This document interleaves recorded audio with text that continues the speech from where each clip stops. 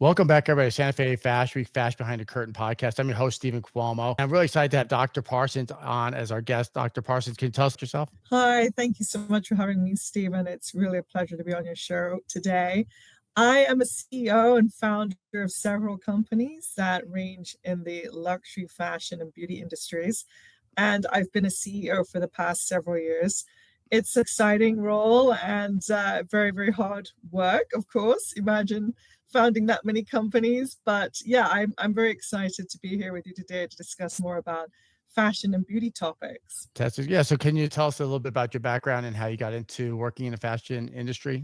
Yeah, so I started very young. I was actually a fashion model around 18 years old. I started fashion. I loved fashion all my life. It was just a complete dream come true to actually be in that industry. So I entered a fashion competition with store model management and I got in. That was kind of my entry into fashion.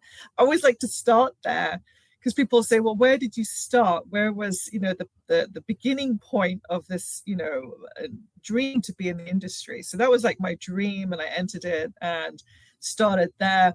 Fast forward a few decades, I was in the art business for quite some time and then moved into media and communications. And so I worked for a company called Mode Media for at least 12 years, a good 15 years, doing a lot of media and communications out of New York and also in California. But then I decided, hang on a minute, I really want to enhance my career a little bit more. So I went and worked for Tom Ford Beauty. And that is really where my experience for luxury began. It was when I worked for him and I got embraced into that community and embraced into how to conduct oneself with a white glove level of service when it comes to being in the luxury industry. From there, I founded my first company, my first corporation. And then it's really been, the rest has just been, a lot of history with founding the fashion company, the beauty company, and then my tech. So how did I get into tech? I have no idea. It just landed in my lap. It just happened. And I, since then, have just been very enthralled in how technology and beauty and also technology and fashion kind of intertwine. So I was really a vast pioneer when it came to augmented reality and how augmented reality is a solution for the beauty consumer, also the fashion consumer.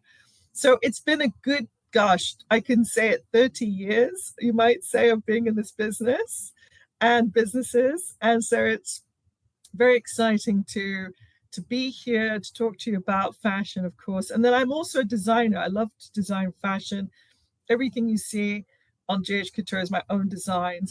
I just love being out there with it. It gives me an escape route to this constant business acumen I've got to uphold and upkeep, and gives me that escape route to actually design and do something in that regard. So it's very exciting for me. But yeah, I love fashion, love beauty. In fact, I have designed all my own beauty products as well. So I'm part of the creative process and the business process. So it's a lot of work, but I enjoy it. Since Tom Ford once upon a time had a ranch here in New Mexico, so it does have roots here in New Mexico. And then I find a lot of creatives kind of have their hands in everything, and then a lot of different creative things. And then also you're a businesswoman as well.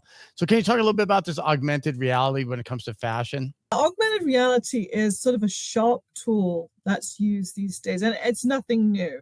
It used to be new years ago when I founded Liquid Beauty AI, which is an augmented reality and virtual reality solution for trying on cosmetics. So augmented reality, a very simple version of it, is called AR. That's the acronym, is AR, and VR for virtual reality, just so people understand that if they don't know what that means. And of course, it really is, you can use it on your mobile phone, you can use it on an iPad. It basically is where you try on makeup literally in real time. So that's what augmented reality is. It's a very highly advanced way of trying on cosmetics or trying on clothes. So in the fashion world, it's very similar. And in fact, we're kind of enhancing that different technology, because my specialty is mostly in the beauty industry of it. But now we're moving into fashion because that's kind of where I lay as well. But in regards to fashion, it's really trying on virtual clothes. So if you're going shopping, let's say you're shopping at Gucci or you're shopping at JH Couture, let's say, for instance, and you want to try on something in real time, you can. So you can see how it looks before you purchase it. Because a lot of couture gowns or anything to do with a high level of luxury, if it's in beauty or fashion, costs quite a bit of money. So people want to know what it looks like on them before they try it on. And it's the same with jewelry. You know, you can try on jewelry too. We want to venture into jewelry as well, because again, this is something that people want to try before they buy. So it gives that, once again, that really high level consumer experience and feeling of being in control of the purchase, and also being in control of something you really want to buy and you really want to see how it looks on you, instead of this, you know, reasoning where you purchase and you have to send it back because you don't like it. But a lot of luxury is in-house too. So it's you go to a boutique, you go to a couture store, and you try it on because that's the way to do it. If you can't do that, this gives you that optionality. So it's really very clever. The technology is already there. So if this is something I want to purchase, I want to buy a suit online, or one wants to buy a dress online. Is this something you do from the comforts of your own home? Yes, absolutely. You can do it from your office, you can do it while you're on vacation, you can do it from the comfort of your own home. You know, basically, you know, the augmented reality will take a look at, you know, your figure, and then you can try it on in real time. It's no different than, you know, Amazon, where you can, you know, if you want to buy a piece of furniture, how's it going to look in your room? Or, you know, a specific room in your house or your condo. So it gives that same experience. It's really a big phenomenon now, virtual reality and AR reality, because it's the way of the future. I mean, the pandemic really pushed this, right? The pandemic, when we had COVID-19. And it's funny because I invented Liquid Beauty AI prior to the pandemic. I never knew that something like augmented reality would become a big hit, but it did. And again, this is something that is playing into the future of the purchase funnel, and how one purchases and how one has that interaction with their brands, or their favorite brands or luxury brands or anything these days. It can be, like I said, even Amazon does it. So So this is already being implemented as far as, again, being able to see the clothing on yourself, and then do you know what companies are maybe utilizing that at this time? you know, it's still a scarcity out there. I mean, you've got some of the bigger houses that are trying it, like Kering Group, which is obviously the larger commodity holding company for like Saint Laurent and Balenciaga. And then you have obviously LVMH, which is a larger group than Kering, but they are using it in beauty. But I haven't seen a lot of in fashion yet. So fashion is still sort of one of those playing grounds that is still being explored, I think. But definitely, we want to be one of those pioneers with Liquid Beauty AI that pioneers the space when it comes to fashion as well. I do have another technology that I'm probably going to release that is more for the fashion end of it, and I think that that will go very well in the market these days. But I know Nike does use it, and some of the other fashion houses are sparingly using it. But again, I think the technology needs to be there and be developed in such a way where it could be more commercialized and everyday use. I think people are still getting used to artificial intelligence. I don't think it's quite there yet in those areas, but people are so much more used to it than they used to be, because the market's become really saturated with all these AI products. So I think some people are more open to it than others, like body scanning and stuff like that, giving out that personal information. Definitely, I think it make your life a lot easier if you're shopping and you had your body scanned, and then they could fit you Mhm. perfectly and the clothing comes by, or at least get the sizing correct. Right, I think that's superb. I think I mean, it's like a template, right? It's a future template for, and then I suppose as your body changes, if it, we all augment over time. Mhm. So, what fit yesterday won't fit tomorrow possibly, and so you want to do a rescan and a new template or upgrade what will work for you with your clothing. But it's a really interesting subject. I mean, how do you feel about augmented reality in fashion? I mean, you're in fashion and you do the Santa Fe Fashion Week. So I'm curious to know how you feel technology is integrating as well. Yeah, it's interesting, with the whole, with AI and AI models, and some photographers are concerned about the theft of their imagery, and even as an Right. actor, people concerned about the likeness is being Mhm. used in the movie industry. So no, I think it's probably a train that, you can't you gotta step out of the way and let it do its thing, because it's gonna happen. I've been following a lot of stuff too where people are really getting into attending events. They're talking about like Gucci and some of these bigger companies. Obviously there's always been knockoffs and stuff like that, but also there's a lot of arguments about the value and paying for, for a very, very expensive item. And so a lot of companies are doing these events, such as Santa Fe Fashion or their own events, where you can't really copycat an event or copycat an experience. So brands are kind of Right. going into doing these different experience type events. That's amazing. I love it.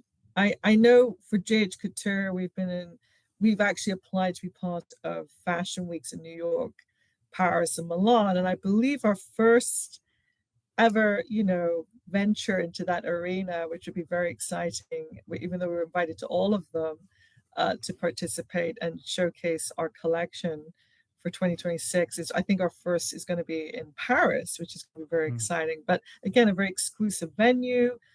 It's our premier time to explore that. So it's interesting, the whole way that these events are working these days. And you're right. I just saw the Louis Vuitton collection. I don't know if you saw the jewelry collection, but absolutely stunning. I mean, even nicer than Bulgari. I mean, I was really blown away by what Louis Vuitton is doing lately when the way they're exploring luxury, with their ship that they've just built, their yacht, which is gorgeous.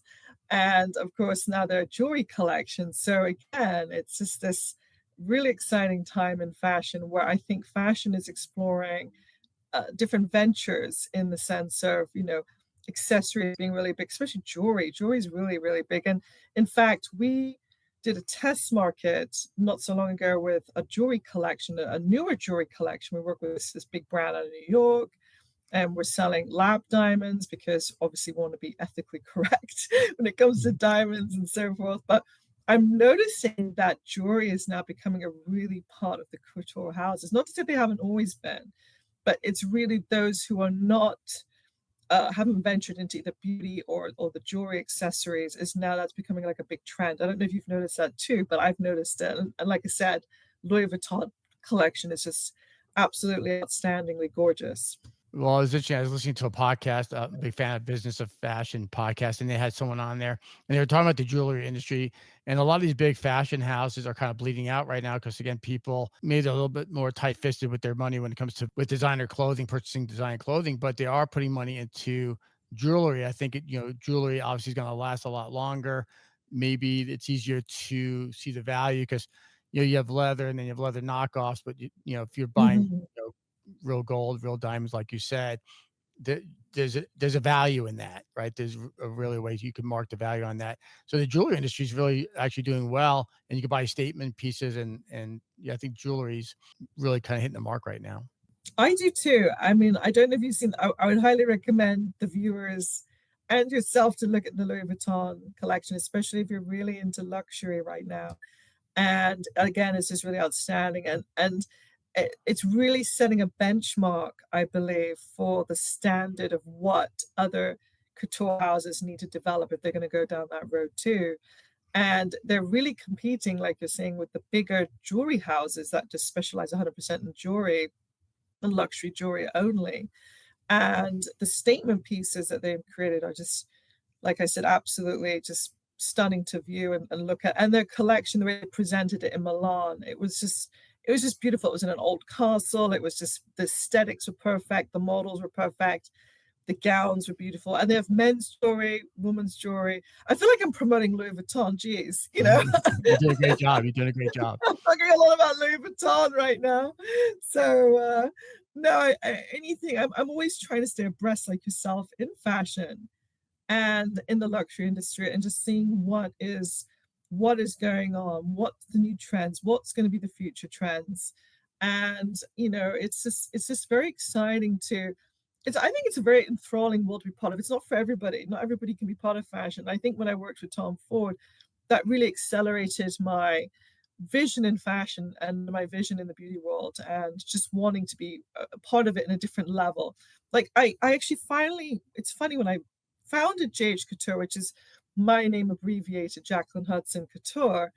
I never just thought to myself I'd be a designer. I said to myself, I gave myself permission to be a designer. I said, no, you can be a designer too. You don't have to always be about business. You can create as well. And so it was really nice. And anybody that's out there that feels restricted and wants to be creative too. I mean, I had to give myself permission to go back to being creative. I don't know how you feel about that. And if you feel if you're in fashion, you have to have this balance of creativity as well as business. And some people are just 100% creative and no business, or 100% business and no creative. I think there's a fine balance between the two. Yeah, definitely. In fact, I interviewed a woman the other day, and she's the creative part of it, and then she has a business partner that's the business side of it, and they help each other out because on their own, I think they both struggle, but together they're a pretty powerful force. So tell us a little bit about your collection and your journey into doing different fashion weeks. You know, I must say it's just a huge part of me, Stephen, fashion. And it really, when I design, it comes from my heart. So when I create a collection, I'm doing it always years in advance and so forth, like a couple of seasons in advance. For me, it's such a high level of expression. I really go out there with it. So I think the designs are really, really well met for the future. And like you said, even for like the metaverse, or they're really well met for the discerning couture wearer, you might say, because they are a little more fantastical than your ordinary couture. I'm not to say that there's not a lot of couture out there that are not fantastical. There is. For me, it's just a way to escape reality and to put my full force into a design or a collection. So when I have to be highly inspired by a theme, and so I don't know if you saw my latest post on LinkedIn, but it was about fusing art, which has been done before. It's nothing new, but fusing art with the collection. So doing these gorgeous, bold pieces and classic sculptures on beautiful gowns or dresses and so forth. And it just really presents a different level of creativity and aesthetics in the designs themselves. But anything can inspire me, and it's usually some sort of theme, a feeling, or something that I just need to express, and it always comes out really, really beautiful. So, for me anyway, I'm hoping it's beautiful for those who will purchase our gowns and who, our factory is actually down in Los Angeles, and they will be producing the collection. So I hope that for buyers and so forth, that it's going to be just as equally as, beautiful to them. But those are like the couture pieces. Now, when it comes to day-to-day wear, yes, we're still designing that as well. So I do want the wearer or those who purchase from JH Couture to also be able to purchase for day to day, not just for every glamorous event. So are you doing like one of a kind pieces for the runway, and then are you doing like wearable pieces or everyday pieces for the masses, or can you walk me through your business model? Yeah, so basically the business model is sort of we geared it a couple of ways. So I geared it towards doing production, so television and film production. You're in film, so you understand there's different costumery. So because some of the designs are so fantastical, they'd work very well in film. So that's one of our areas of industry expertise as well. But the others for just, fashion ready to wear, and then also couture ready to wear.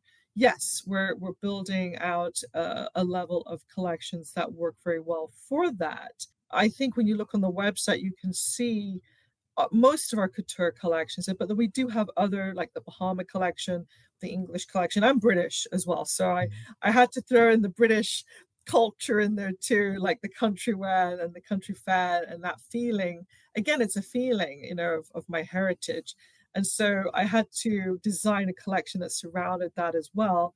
So again, these are all things that again we are looking forward to creating for day to day wear, but also at the same time for one of a kind pieces that work well for, celebrities, for maybe the Met Gala one day. You never know if we'll be Mhm. part of that. Hopefully, we will. And just again, for really red carpet ready season as well. How far along are you in your journey as a fashion designer? I'm so new at it, I'll be honest. I only Mhm. founded JH Couture a year ago, and I'll be incredibly honest to the audience. I actually had an illness, and it changed my life.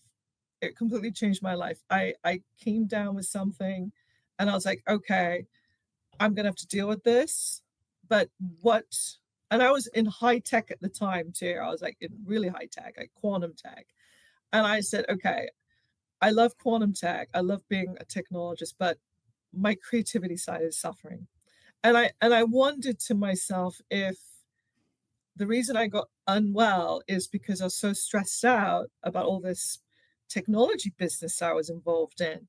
So I said, no, okay, take a break. What would I do? I said, if this was my last day on earth, what would I be proud of if I created something, a business model, or did something in my life that would make me feel good in my life? So that was, remember we talked earlier in the conversation about giving myself permission?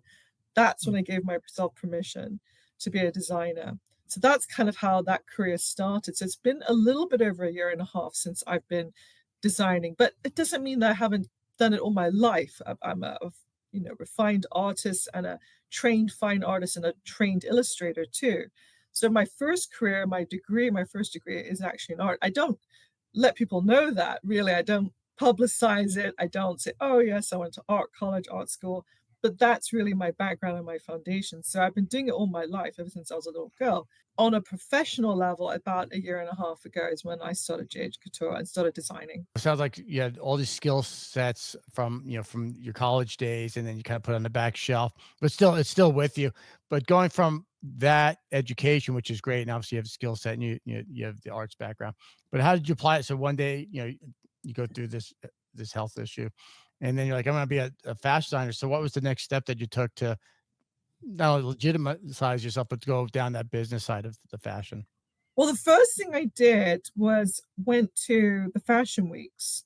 So I notified a company, got involved, and just submitted the collections to the fashion weeks. And I was absolutely blown away when I was invited to do New York Fashion Week and also Milan Fashion Week. Now, obviously, I wasn't collection ready because we just Mhm. started, but I wanted to test the waters. I wanted to see, would I be accepted in the industry, and what would give me the validation, what would give me the confidence to continue. So that gave me the confidence to continue. So I did all these designs, sent it to them, and they were like, absolutely, we'd love to have you for Milan and New York. And so I was just over the moon, and it was perfect timing because it gave me that boost of confidence. Now I didn't do the collection because it was just in the early stages of development, and then getting obviously the team together, the design team together that would actually do the collection down in Los Angeles. And now we've fast forward a year later. Even though I've got other ventures I've been working on too, we are more prepared and ready to do a 2026 collection. So again, I think timing is everything. The big reveal is everything. Like, which big city do we want to do the big reveal in? I think Paris is perfect. I don't know about you, but I think Mhm. Paris is like the perfect place to be to do our sort of our premier couture collection there. You're sketching these these dresses, and then you found yourself a manufacturer in California, and then Yeah. you're working directly with them, and then are you picking out the fabrics? What is that relationship between you and your manufacturer?